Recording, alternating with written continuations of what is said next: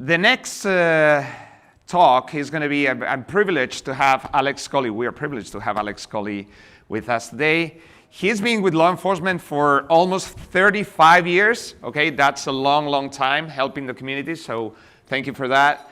And he has been, he's going to be talking to us about a number of, a very cool research he has been doing, and a lot of his experience can in some of the work he has done. I wanted to talk to him first because you have, with such long experience, and I know you've been involved in so many cases and so many investigations. He was asking me like, we have a very diverse community here today, and we have law enforcement, we have defense, we have defenders for the enterprise. So I think the value that someone with the expertise of Coley brings to this conference is amazing. Tell me a little bit about two things. First of all, one of the amazing things about Alex is that he's a kendo expert, which is very much a very unknown Japanese art by the samurais, if I'm right? Based on, yes. Okay. Yeah. So what brought you to, because now you are 5th Dan, is that right? I'm not an expert, sorry. Yeah, so I'm a 5th Dan kendo instructor in the UK, run a club in my local city, in a local county. Amazing. So, how does that relate, that experience, to what you've been doing over the years in your field? I think it's one of those strange things, trying to relate what you do for fun and what you do for work. I would say martial arts, especially where I'm doing kendo, it's very much, you very quickly and appreciate quite quickly the things that you can't do. And it gives you that kind of, I don't know how to do that, I can't do that, then I will work towards being able to do that. And sometimes it's, I don't understand that. And that very much in our world is kind of, so in a way, digital forensics and that side of thing, it's like going, I have no idea yet, something new to learn. There's always something new to learn. So in a way, it's some of the things that have been pushing you over your limits in the professional field, I guess. Absolutely. Yeah, absolutely. Yeah, it's very difficult to kind of, you can't just sit down and sort of, I've learned everything I need to know and sit down and rest and leave it at that. You know, I've only recently left law enforcement, and I'm now doing more research than I've done for the last sort of 2 or 3 years. So it's great. It's a good opportunity to be able to do research, but if you're not trying to push what you're able to do, then you're not going to get anywhere. And it's the same within doing martial arts. Is exactly the same thing as well. So you won't improve, you won't learn anything new if you don't try something new. Okay, so you guys heard it. I mean, success is about pushing your limits, and that's why you're here today, to push your limits. Thank you, Alex. Where's my clicker? There we go. Hi, so I'm here to talk to you about some work that we've been doing with extraction of RAM from Android devices, and I'm going to go through some of the processes that we go through and some of the reasoning and what we think's there and what's not there. So maybe challenge some of your perceptions about what's happening inside a device. And then I'm going to go on to go through a real-world example of how we can use these techniques and use this information. And hopefully, it's going to be something that you'll all find useful. So even those that are working in incident response, not necessarily digital forensics, there's elements of this that are very useful, and I think you'll see those very quickly. So a little bit about me. Digital forensics specialist. I work for MSAB. I joined in February this year, so it's new for me working in the private sector, because for the last 34 years I've been working for the police as a forensic photographer, and then video and audio enhancement and analysis. And then for the last 19 years, I've been doing digital forensics.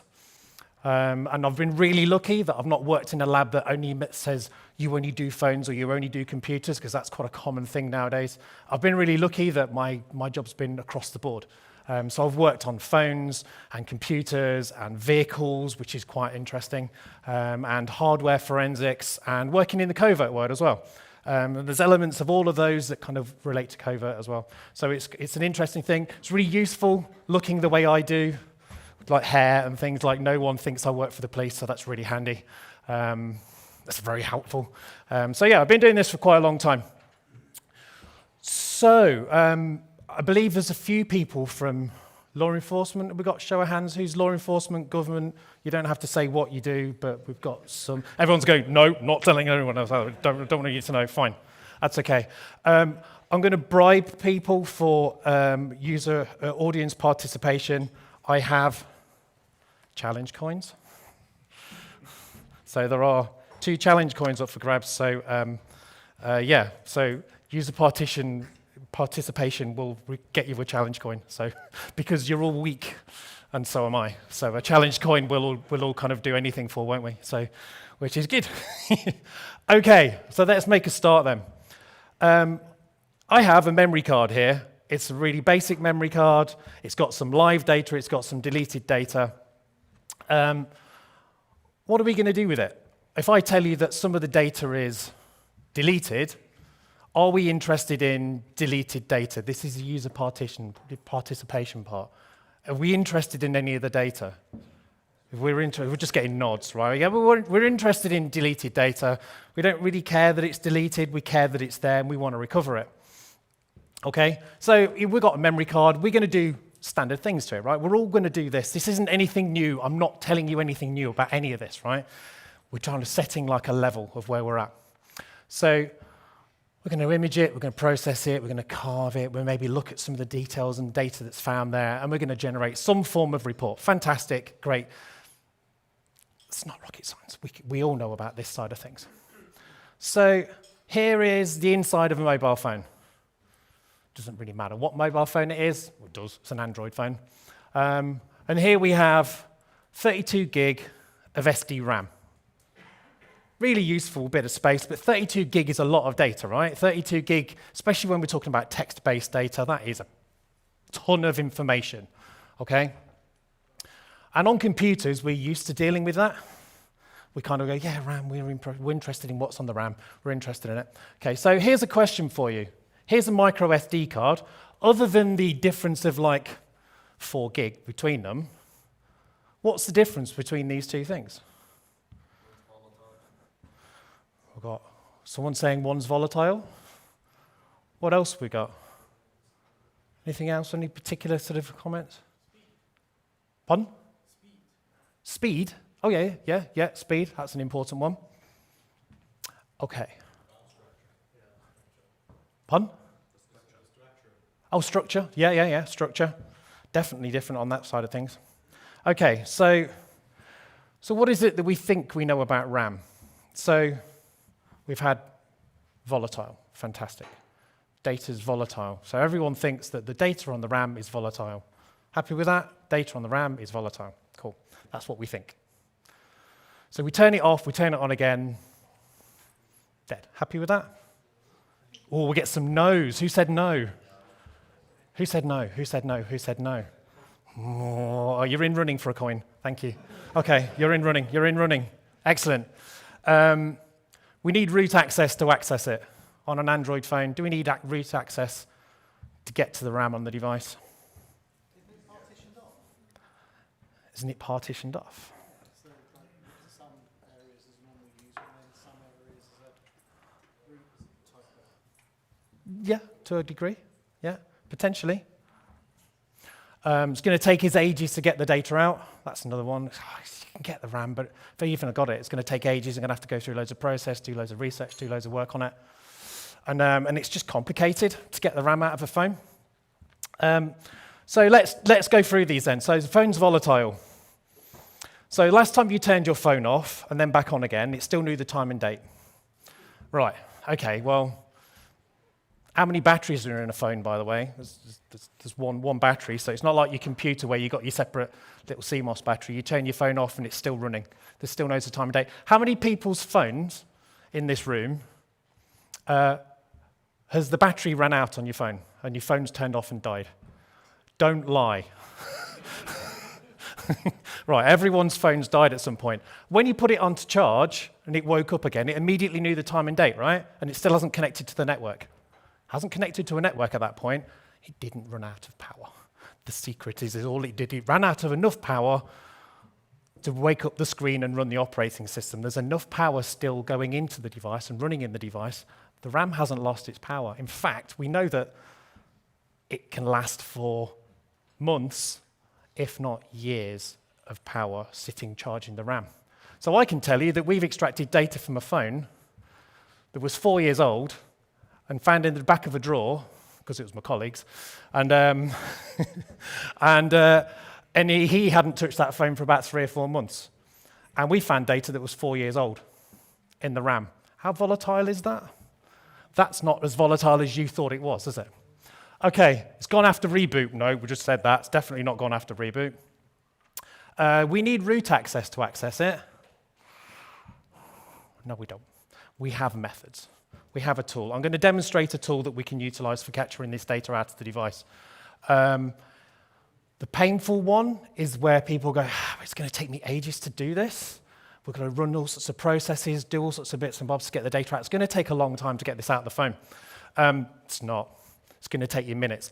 Again, I've got a demonstration, so I'm going to show you how that works. Rather than do like an actual live demonstration, I've videoed it, so I'm going to do a video demonstration, because that way it will work, basically. The technology will work, everything will plug in and recognize it using different machines, everything will work. Complex.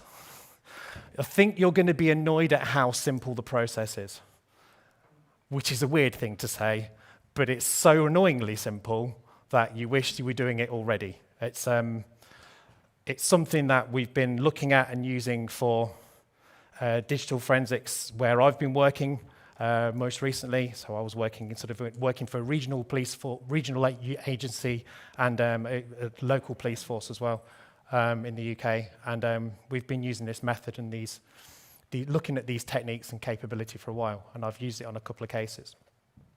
So I'm going to teach some of you to suck eggs. I'm really sorry.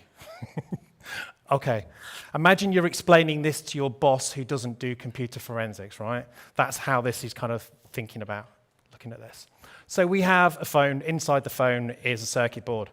So the phone receives information. The phone receives input. It might be an email coming in. It might be user interaction, pressing buttons. It might be connecting to a cell site or a Wi-Fi hotspot or your Bluetooth earphones, or some form of information comes into the device. Great. Everything that comes into that device passes through the RAM, and the RAM thinks about what it's going to do with that device, right? So everyone's going, yeah, we know that. Okay, so everything passes through, and the RAM thinks about that information. Okay, and then the RAM makes the decision. I'm going to store the device in this location, and I'm going to show it to you like this. Right? We've all got practical working knowledge of this, right? We all know that if I receive a text message, a WhatsApp message, it stores it in an encrypted database, but when you look at it on your phone, on the screen, you see it in like nice chat bubbles in plain text, and you can read it all, right? So we all know that it stores it in one format and saves it in another, and shows it in another. But then we got things like in private browsing. Well, that's where the RAM goes, I'll show you it, but I won't store it. I don't put it in there. So it's passed through the RAM. The information is sitting in the RAM, potentially sitting in the RAM, and it goes, look at this, but I don't store it. And then there are a lot of other examples of how that works. Okay? So the way that we describe as a company, the way I like to describe it as well, is anything that's sitting in the RAM is data in transit. Happy with that as a terminology? It's like it's moving, it's traveling through, it's data in transit. Anything that's sitting on the internal storage is essentially at rest. In transit, at rest. Okay, cool. So, what things are passing through the RAM then? What does a phone think about? What is your phone thinking? I'm not going to read all of these. I'm just going to kind of bomb the screen with stuff. But there's some really interesting ones on there. So your phone is thinking about passwords that you've typed, keyboard entries. That's stored. We've definitely recovered that from RAM. You open a document online but don't save it to your device, content of that document's in RAM. That's just plain text. Fantastic. Store loads of that. Text messages is an interesting one that I've done some work on. One of the last cases I did, working for the unit I work for, found messages that were no longer on the device, and bear in mind that we've got file-based encryption, so once it's deleted and it's gone from the database, you're not getting that back. But the actual original formatted SMS PDU message was sitting in RAM. And recovered text messages, deleted text messages sitting in RAM. The one for some of you guys that's going to be more important is up the top here. Oh, wrong button. The one sitting at the top, I'll let that run through those again. The one sitting at the top is malware. Where is malware active? Where are you going to see malware's activity? It's only going to be sitting in that one location, right? So we're only going to see the malware sitting around, buzzing around in the RAM. So the activities where it's calling out to, what it's bringing back in, we're only going to see that activity sitting in RAM. So it's really, really important that we look after what the phone does. So if you were going to examine a computer and you go, well, I want the RAM, what's the first thing? There's a coin up for this answer. What's the first thing that we are going to try to recover from the computer? Bear in mind, let's just say the computer is completely unlocked, we've got full access to it. What's the first thing I'm going to access from this computer? Oh, there was a voice from over there that came first. I heard the RAM. Go on, who's going to own up to it? Who it was? Cool. Afterwards, so we've got 2 coins. Fantastic, brilliant. Okay, come to me afterwards. So the RAM. So the first thing you're going to do is access the RAM. If you've got a mobile phone, what's the first thing you're going to try and do? Are you going to try and access the RAM as the first port of call for your phone? You're going to isolate the device. Yeah, we're going to try and isolate the device. We're going to try and maintain power on the device and all those things, which is good. We want to try and do that. So the first thing you want to try to do with a computer is capture the RAM. But generally, with mobile phones, the first thing everyone does is plug it into my favorite mobile phone forensic tool, and I'll plug it into that and go, yeah, that's cool. Let's just trample the crime scene. What's the first thing you do with a computer is capture the RAM. But there's currently only one forensic tool that's bypassing the security and accessing the RAM, so that's sort of why I'm here, I suppose. So we have to be careful about what footprints we're putting onto the device, and we run the risk of losing that information. So we have to be careful. We have to try and maintain as much information as we can. Because although I'm saying, it's not volatile, like it's flipping sensitive, like things are going to disappear, all your activity and actions are going to kind of impact on what you recover. So let's have a little scenario. We'll show you a video first. This is just a phone. This is to show you how quick and how painless it is to get the RAM out of a phone. So this is running on XRY, MSAB's forensic software tool. So literally all I'm doing is plugging the phone in. The phone's password protected, by the way. And at no point do I unlock the passcode. So the phone's password protected. The software recognizes it. USB lock isn't activated because the phone's been unlocked previously.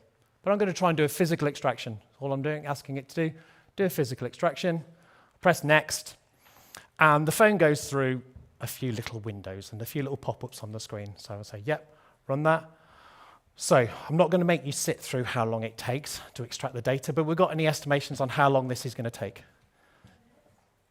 10 minutes, 20 minutes? Okay, brilliant. You're going to be really happy then, if you think it's going to take that long. It's less. It's definitely less. We've got 8 gig of storage on this device, 8 gig of RAM on this phone. So this tool's accessing the data. As soon as you see a logo pop up, watch what happens down at the bottom of the screen. 3, 2, 1, boop, boop, boop. So it started. So we're now dumping 8 gig of RAM. This is the point where I speed this up. Note, just here we're saying it's about 2.5 minutes. Now it helps that this phone's supported by like USB-C. So it's supported quite fast capability. I've sped that up. That isn't how fast it really is. I did speed that part up. But we've dumped the RAM. As soon as it's finished dumping the RAM, it goes on to capturing the physical memory of the device as well, so physical internal storage as well. So physical is generally better than full file system on mobile phones for lots of reasons. First being, it's tons faster to do physical image than their full file system. Okay, so we've captured all the data from the phone, got a full file system. The slides work differently on this. I think it's because we're using a Mac, and it runs differently. It took less than 3 minutes. That's what that screen said. So less than 3 minutes to capture a full physical image of the RAM from this device. So let's go into a case scenario. we've got a crime that's happened. We've got a suspect. We know who he is. We've nicked him. Fantastic. We seized his phone because that's what we do. Gather everything. He had a phone. Fantastic. We'll have that off him. Thank you very much. With lots of major crimes, certainly in the UK, the police perform an RF survey, radio frequency survey. This crime, for argument's sake, happened across a couple of little villages in the middle of nowhere. So your cell site masts, your telephone network masts is maybe like 1, maybe 2. Let's just say there's only 1, because it doesn't really matter for this. There's only 1. So that means that the person using the phone was somewhere in this sort of half a mile to a mile radius, not really very useful for sort of like getting evidence from to prove that someone was at a specific crime scene at a specific time. We know where the crime scene is. We've examined the Wi-Fi router. Thought maybe he's connected to the Wi-Fi router. Maybe it's done that. There's no logs on the Wi-Fi router, so we didn't get any of that. That was a fruitless but exciting moment. But we know what the MAC address is for the router, so that's kind of might be useful. Okay, so the next thing we're going to do, we're going to examine the mobile phone. So we dump all the data from the phone. We do a standard digital forensic extraction of the mobile phone, capture all the data from it. We go, right, what's this phone connected to? What's it seen? What's it recorded? We just do a standard mobile phone forensic examination. Doesn't help us. Doesn't get us any closer. Doesn't give us any location information. There's no messaging or anything to kind of like show the activity or where the person's been. So we start looking at the RAM. This is using a tool called Ramalyzer, one of our company tools, but quite frankly, it's RAM, it's a flat binary file. Use your own tool for doing your regex. And all I'm going to do is do a regex examination. I use Ramalyzer for a reason. Oh yeah, that's the regex I use, by the way. If you want to grab that, feel free, have a regex. And that literally just finds MAC addresses with a little bit of text before it, right? It's not complicated. It won't take you to a dodgy website if you're worried about it, so it's safe. Promise. It literally is just a text file. So we look at that data, and that pulls out loads and loads and loads of MAC addresses. The reason why I like to use this as a tool is not only does it pull the data out, but it also shows me the file offset. So now I've got the data and the file offset. I can then go to the original raw data and verify what it's got is correct, because I worked for the police and everything has to be verified and justified and explained. In fact, not only can I prove that that information's there, I can actually say, actually my regex didn't work very well because it missed the fact that there's EE space Wi-Fi rather than just Wi-Fi. Damn it, it wasn't quite good enough. I should have written it better. But now I'm looking at the raw data. Just above that raw data, this is on a Samsung phone. I've tested this on a few Samsung devices actually, and I found that this happens a lot. This seems to be a system function and a system feature. In fact, those of you who do a lot of computers will do a lot of RAM. You'll also see that this tool also pulls out like we can get process ID as well using this tool, and it says that it's running system server. It's always running on the phone. It doesn't really help us. It's not particularly useful information. But the fact that I have some information identifying a time and date at the top of it is brilliant. I've got a time and date. I've got information, so I can say that Wi-Fi, that MAC address has been seen at that time and date. Cool, end, job done. I can prove that the person was somewhere. It's not very exciting, though. I kind of want to do a bit more. So I've seen that I've got a time and a date,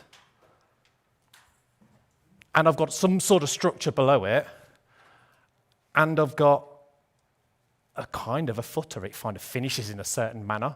So I can do a regex for that. So literally, use your favorite regex tool. Ramalyzer, it's good. Any tool, really, that will work for this. Run that data across it, and that spits out a much more useful. Now I've got a list of MAC addresses with times and dates. So I'm now able to kind of show a list of times and dates. There was hundreds of them on there, to be fair. It was really good. It was really kind of quite surprising when I found it. So I've got a top list of times and dates. It's not very helpful, though, because it's one long list. So I employed my ChatGPT skills. And because I don't like using command line, I made it do it with a GUI. I'm sorry, I just don't. Okay, it's digital forensics side of me, can't help it.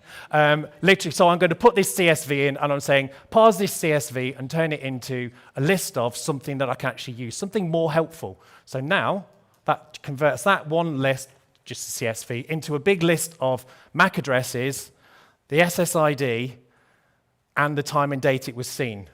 I've got hundreds, if not thousands, I think there was about 1,500, 2,500 MAC addresses, all with times and dates. I can say where someone's been and when they were there. Did the suspect go to the crime scene? Was the suspect seen at the crime scene? No, no one saw him there. But actually, it looks like maybe he went back 3 or 4 times. We can show that actually it's been there 3 or 4 or more times. You went in the morning, then you went back later on in the day, and then you went and committed a crime, and then you went back afterwards. So we can show like behavioral access to a crime scene as well. Brilliant. So we're done. Let's make it way more useful. Let's put some other real-world features into it. So I've spoken about the fact that the police will do an RF survey at a crime scene in the UK. So they do the RF survey, and that will recover the location of where all these MAC addresses are. So now I've got a whole load of MAC addresses, and might be Bluetooth, might be cell site, might be Wi-Fi. I'm only going to focus on Wi-Fi for the purpose of this, but we can add those in as well. But I've got a location for all of them. So the vehicle, essentially, those of you who don't know, essentially the police drive around in a van with lots of kit in it, and they drive all around all the streets, all in the whole area, and sort of like record everything that's got a MAC address or radio frequency connectivity. And they'll record all those with location information. So I've got a list of MAC addresses, and I've got a list of locations associated to those MAC addresses. Some of those things will be in the survey, and some of the things from the phone won't exist in the survey, right? Because they've probably been to places that the phone's never been to. Cool. All right, that's really cool. So now what I want to do is I want to join the two. I want to see where every instance from the phone exists in the survey. So I used my clever coding skills with... Actually, I didn't use ChatGPT. I think I used Gemini for this one. I like to mix it up. And again, I put a GUI on it because of my aversion to using command line. And it stops me fat-fingering it and typing something in incorrectly. So I'm going to give it the original survey. I'm going to give it my data from the phone. And I'm going to say, show me where every instance in this survey exists on the phone. So I get a nice spreadsheet, and I've got a list, and I've said, if it exists in the survey, just tell me true or false. And if it doesn't, just say be false if it's there, true if it's in the actual on the phone device. And then because it's in a spreadsheet, I can sort by true. So now sort by true. So everything in this report here now exists on the phone. Fantastic. And we get data like this. So we get the MAC address, we get the SSID, we get a latitude and longitude. Oh, this is gold. And then we also get, which is really handy, we also get like the file offset for how many times this data exists on the actual phone. And obviously we can then refer back to the original data. And I've asked it to kind of give me like the offset, the entry number in the spreadsheet. So I can just go, oh, what's the time and date for that access and things like that. So I can refer to another document. So life becomes easy for like, and those of you who have met them, the police analysts, investigators who don't want anything technical. They don't want to be decoding things. They don't want to be looking at things. They just want a simple, this is the thing, and you can refer to it here and get times and dates. Straightforward. So I've got locations, I've got MAC addresses, I've got times and dates, which is really handy. So does anyone want to guess what the next stage is that I'm going to try and put the two together now? What am I going to do with all these locations? Pardon? Yeah. So this is from the test that I did. So this is from the live testing I did. I didn't use a police Wi-Fi survey, an RF survey. I used Wiggle. Surprisingly accurate. So I did a survey with that along a whole area. but including that journey. Actually, one of these points in here is actually a BMW that I must have driven past, and it had a Wi-Fi hotspot, which is great. So now I can show what time someone started at the address, what time they finished, how they got there, how long they spent there, whether they went there and back. Like all of these time points, all of these individual points can be allocated to a specific time. Obviously, we have a location. So where we'd only have one cell site somewhere in the middle that says the person was somewhere here, not very useful, you were near the crime, he lives there. We can say, actually, you went to the house at this time, and then you left, and you got back to your house at this time. So we've taken everything from going away, not from just having a phone and going, well, there isn't anything there, and going, yeah, but RAM's volatile. Not very volatile at all, really, and to actually putting a suspect at the crime scene. So that's it. It's kind of a straightforward one, really, for you guys, for a lot of you guys. We haven't got, oh, you took my slide out. Had all my links on. Had a load of there was a slide with a load of links on for the tools. It said Q&A, which is why I think you took the slide out, but it actually had a load of links for all the software and the tools that I've used. If you've got any questions, come and catch me afterwards. Come and have a chat. Thank you very much.